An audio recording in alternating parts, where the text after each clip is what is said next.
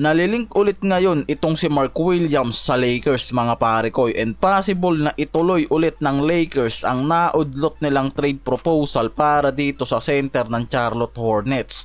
At yung trade proposal kasi mismo na included sa trade nitong si Williams sila Dalton Knecht, Cam Reddish kasama ang 2031 unprotected first round pick at 2030 first round pick swap nila, pero hindi nga natuloy yan. Una pa lang kasi hindi na naniwala ang Lakers sa suggestion ni AD sa pagkuha ng center sa trade dahil mas pinili nilang kunin nga itong si Luka at mismong itong si Davis yung trade nila dyan. Ewan ko lang, mukhang nakakulitan talaga yung Lakers dito kay AD. After nga nang makuha nila itong si Luka, ang mismong hiningi rin yan o sinuggest isang sentro mga pare koy. Yan mismo yung hinihingi ni Luka kay Rob Pelinka, kaya bago pumasok dapat yung playoffs ang Lakers kumilos na para kumuha nga ng center na nire-request nitong si Luka. At dyan nga mismo mga pare koy pumasok itong si Mark Williams sa Charlotte Hornets. Tinanggap ng Hornets yung proposal trade nitong Lakers dyan na dapat nakaset up na talaga yung trade na to para kay Williams. And 1 week after ng trade na yan mga pare ko, na-report mismo nitong si Shams na rescinded nga mga pare ko yung trade na to ni Williams sa Lakers dahil sa naging physical exam issue nito mga pare ko, kaya binawi agad ng Lakers yung trade proposal nila.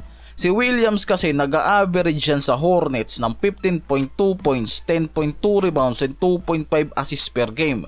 And maraming mga analysts yung nag-overthink kung ano yung naging outcome sana ng Lakers sa playoffs kung nakuha nila itong si Williams. Masyado rin kasi talagang mahigpit ang Lakers sa pag-acquire ng mga big man sa roster. Halos lahat kasi ng mga center na nakuha niyan sa bawat season sobrang mga dominante. Meron naman kasing center sana ang Lakers si Jackson Hayes, pero mas pinili nga nitong si Redick na hindi gamitin. And nakikita na kung sakali lang na kumuha ng star player ang Lakers sa trade, pwede nilang gamitin yan sa trade asset mga pare koy. Balik tayo, na-report kasi ngayon sa Bleacher Report na yung malaking potensyal ng pagbabalik ng interest ng Lakers para sa trade dito kay Mark Williams. Lalo ngayon available pa rin nga itong si Williams sa trade dito sa Hornets. Pero ang kailangan nga ng mga to pumasa sa physical exam itong si Mark Williams ngayon. Yan yung catch na hinihingi ng Lakers para matuloy ulit nila yung trade na naudlot dito kay Williams at bigyan sila ng trade proposal.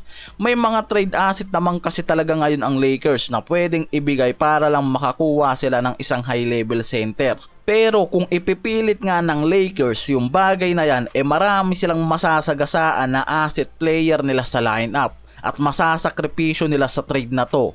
Yan yung magiging problema ng Lakers dahil mula dito kila ni Claxton, Jokic, Nikola Vucevic, Daniel Gafford at Porzingis na isa sa mga tinatarget nilang high level center, masasakripisyo talaga nila yung mga key player tulad nga nila Reeves, Hachimura, Finney Smith kasama pa itong si Gabe Vincent. Yan yung magiging sakripisyo ng Lakers sa mga sentro na yan. Kaya naman kung gugustuhin nga raw ng Lakers, especially itong si Rob Pelinka, na still na panatilihin yung mga key players na yan sa lineup ng Lakers. At nakikita kasi ng mga analyst na kung babalik ang interest ng Lakers dito kay Mark Williams, pwede silang magbigay ulit ng trade proposal na kasing halaga lang ng trade proposal nila na naudlot sa mid-season trade. Mula nga dito kay Knecht at Cam Reddish. Wala na sa lineup itong si Reddish, kaya possible na merong isang player na magagamit ang Lakers sa trade package na to para makuha si Williams sa susunod na season. Yan yung potential na gawing hakbang ng Lakers dahil hindi rin sila talo kung makukuha nila itong si Mark Williams sa trade. At malamang sa malamang inaantay na rin ng Lakers kung papasa itong si Williams sa physical exam.